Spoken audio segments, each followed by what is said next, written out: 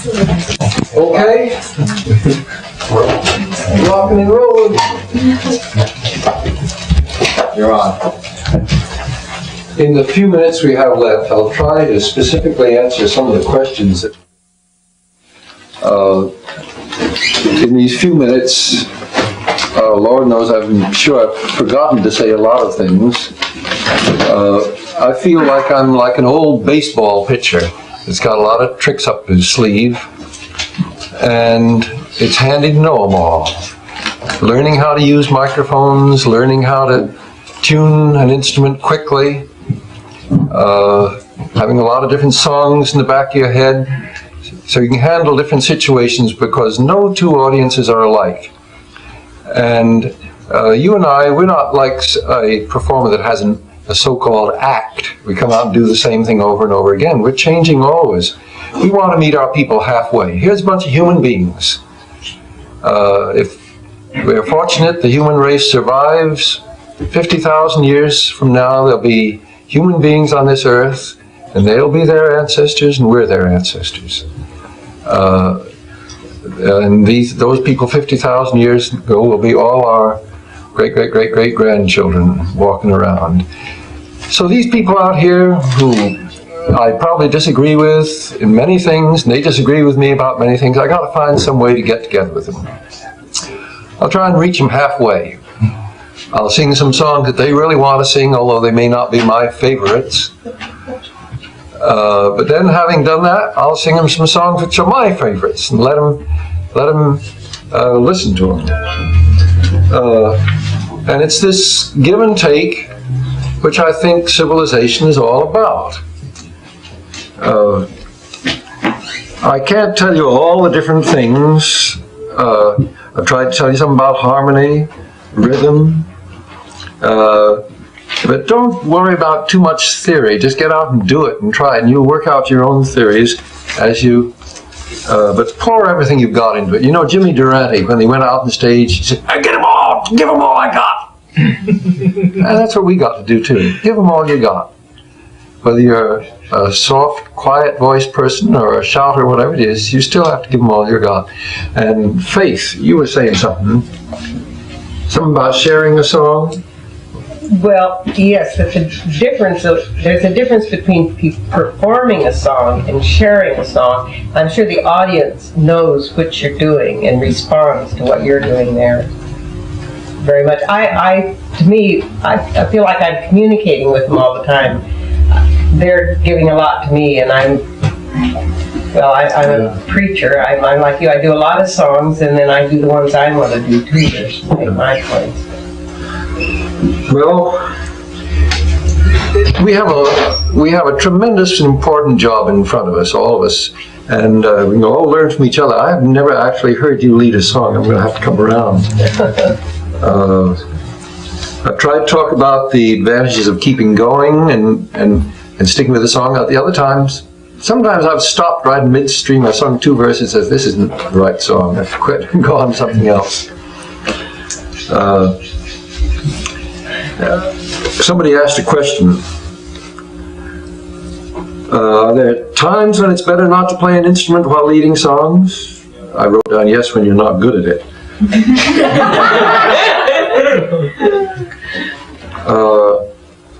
Have you found it better to teach a chorus to an audience by singing through it slowly a couple times, or speaking through it and then going into the song? I don't find this so helpful. I find it better to do it as well as I can, up to tempo. Then later on maybe I can do it slowly. Anyway, with the Spanish song, I sang it up to tempo first, and then later on I have to slow down a little because it's too difficult to sing it up to tempo. And sometimes, as I did with the Malvina's song Sing Along, I speak the words out to make sure everybody gets them clear. They say it's important to have perfect pitch. I don't have perfect pitch. I've got a relative pitch, but I can't tell you whether I'm singing a C or a C sharp or a D but I can got fairly good relative pitch.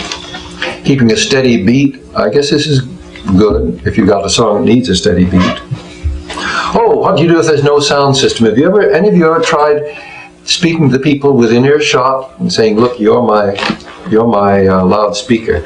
We'll start a song, and if those few who can hear me sing it out, those who can't hear me will get it from you. Occasionally mics have just conked out on me, so I've shouted, everybody within earshot, here we go, and I start off with a song that they know well enough so they can pick it up from me, and then they sing it loud enough, and pretty soon 1,000 people or 2,000 people are getting it from them. I learned that trick from, of all things, a Chinese. Liu Liangmo came over here in World War II, teaching some of the songs which he was teaching to the Chinese communist armies. And he said, we don't have microphones over there, but I get a group of singers the day before, and I teach them the song, and they're my microphone, loudspeakers. And next thing you know, they were teaching a song to 5,000 people. He was a YMCA song leader, incidentally.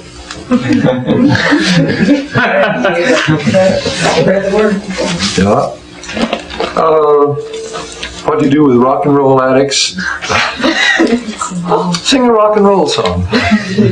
Sing something they know. Don't, at least meet them halfway. What do you have when you have a very formal setting, or with ill or non-mobile people? This happens in hospitals. I've sung. You do your best. You can't. It doesn't work out as well, but it's a lot better than it would be if you weren't there.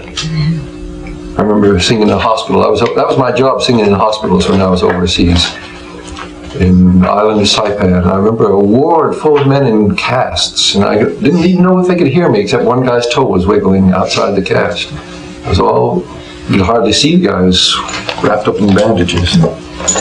So if you have, it's true, formal settings don't help. If I had my favorite, I don't know how about you, but if I had my favorite way to make music, it would be in a very crowded room.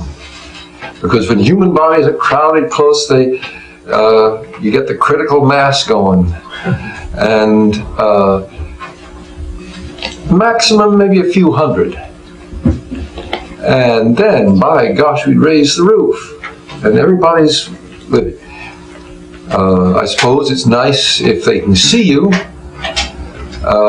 because they can follow your lips. And I sang that old, slow English love song, The Water is Wide, for a group in this Sanders Theater, 800 people. And I was amazed how well they kept with me, because I got so interested in singing it that I wasn't using my hands, but they were just following my lips. Just following my lips. And they kept rhythm beautifully. So it's remarkable what they can do if they want to.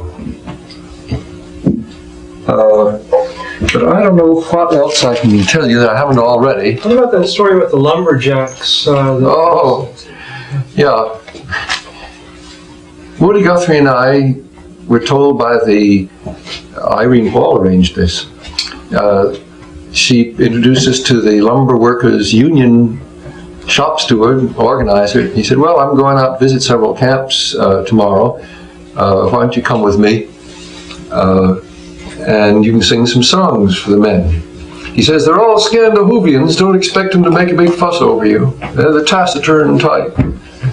Well, that was an understatement. The bunkhouse about 50 feet square, about 80 men sitting around in their bunks, and he stood near the stove in the center and made a report on the union negotiations. He said, we'll have a couple of men here going to sing you some songs. And there's dead silence. We stood up and we sang the song. There was dead silence. Sing another song, dead silence. And, well, let's sing one more and call it an evening. We sang one more and there's dead silence. We said, thanks. Then we walked to the door. One of the men said, aren't you going to sing any more? Well, we went, you want to hear one? Yeah. We went back, sang another song, dead silence. And so, thanks a lot, men. And we walked off. Next morning, breakfast, one of the men said, boy, that music was wonderful. We could have listened to it all night.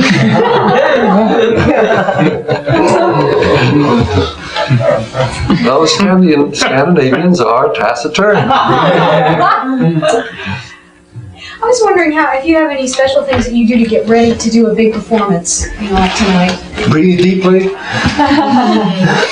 Love a few deep knee bends or touch toes. Your physical health is tremendously important. And if your back is giving you trouble, tighten up your stomach muscles. That's why you get your backs.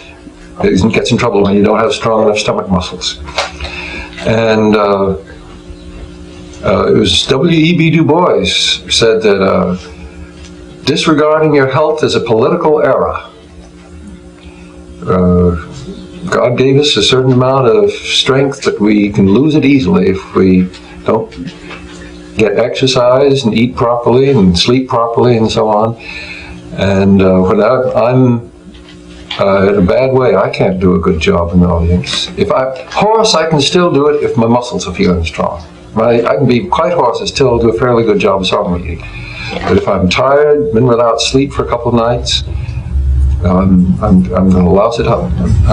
The way you and Faith introduce songs makes, I feel, and somebody else said, makes people feel like you're singing about their relatives. A lot of us don't do that. Can you speak to that? I mean, how you talk about songs that make everybody feel like you're singing about our friends, and what's this to really sing out?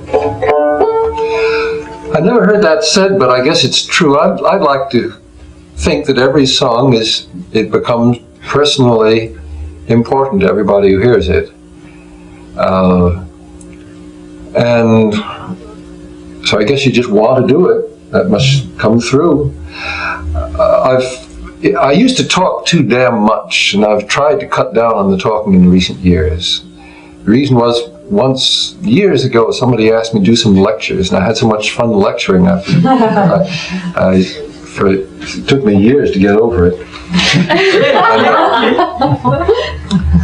Then I listened to some of the best singers and song leaders I know, and I realized they don't talk half as much as I do. They make the words count.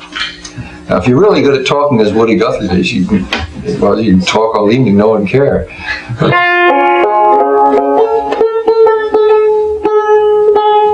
I'll sing you a song maybe you don't know. Jim Garland wrote it, the man who wrote The Death of Harry Sims, the man who wrote I Don't Want Your Millions, Mister. It's a radical song. He was a radical, he was a coal miner. His father had been an organizer for the Knights of Labor in the 1880s. And in the 1930s, early 30s, down from the north come some radicals who says, the reason you coal miners are poor is because the people that own the coal mines are rich. Well, Jim says, I know that. Well, we got a whole theory about it. We call it communism. And Jim started studying this, and he made up a song. How well I do remember how class struggle brought me through. I went out on strike in 32, and they brought the thugs against me, and the state militia too, and they kicked me in the gutter.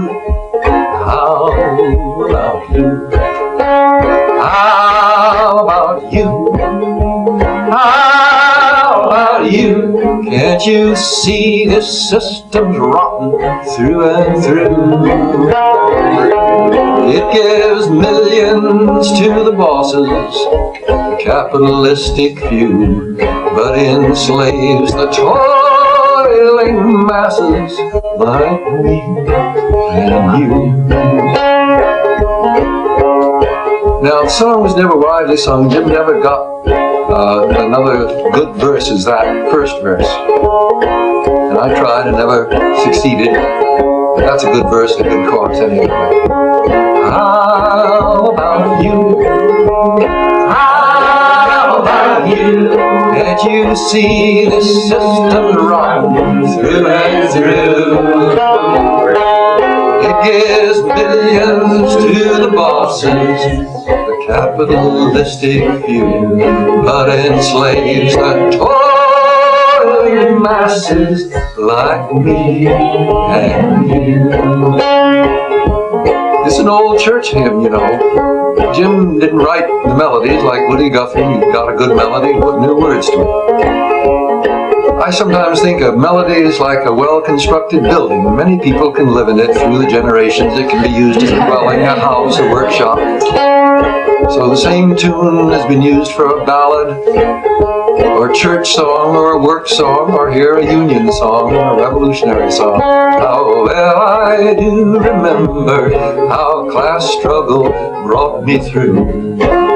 I went out on strike in '32, and they brought the thugs against me, and the state militia too, and they kicked me in the gutter. How about you? Sing it now. How about you? How about you? Can't you see, sister, run through and through? It gives millions to the bosses, the capitalistic view, but enslaves willing masses like me and you. Well, I don't know if I shocked you singing an old revolutionary song like that, but you know, it's all our heritage. We can use what we want of it. And I mistrust words more now than I ever did in my life.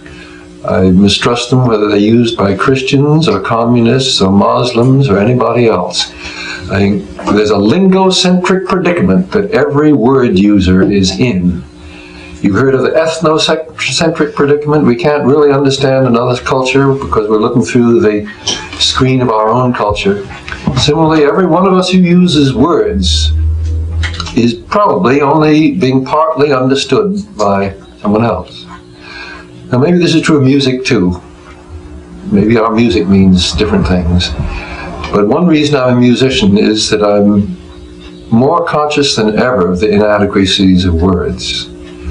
Words help, and a few words introducing a song can help tell people. I tell people about who wrote Amazing Grace. He was a sea captain. He was carrying slaves from Africa, and his conscience got to him. And he became a preacher and wrote the song Amazing Grace. Tell the story about the man who wrote C'est la lutte finale. He was a textile worker, running for his life because he'd been elected mayor of Paris during the Paris Commune, mayor of his district of Paris. And this Paris Commune was falling, and the leaders were being executed the minute they were captured, and he was in hiding. He writes 6 long verses calling on all the oppressed people of the world to overthrow their masters. He assumed they knew French. Well, words, I think, are useful, but let's recognize their limitations. And I would like to end this little session by repeating: use harmony, use melody, use melody. Gosh, what beautiful melodies we've got that's been handed us on a silver platter.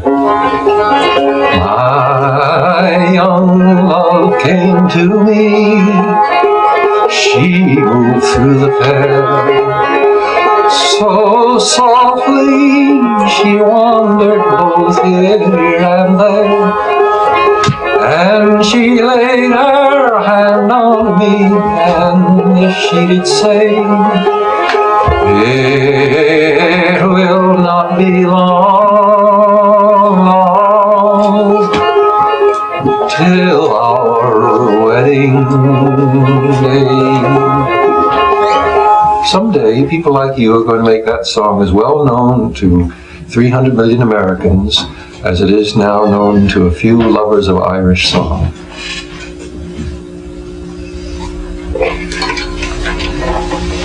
Thank you very much. Thank you. Thank you.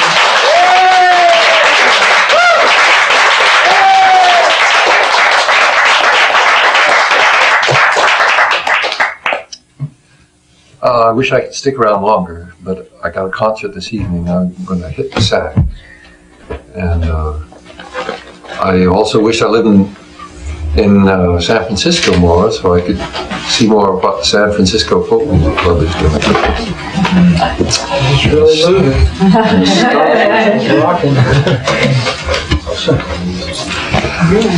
I hope that you can broaden the definition of folk music.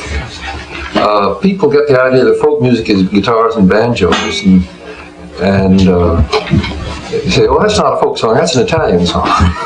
That's not a folk song. That's a Cuban song. Yeah, more accordions. Yeah, ladies. It tends to be a limiting term, rather than an expansive. If anybody ever does get a chance to go to Samoa, learn that well, because we mucked it. We lost it. It didn't come out. But I'll never forget the whole crowd went like this.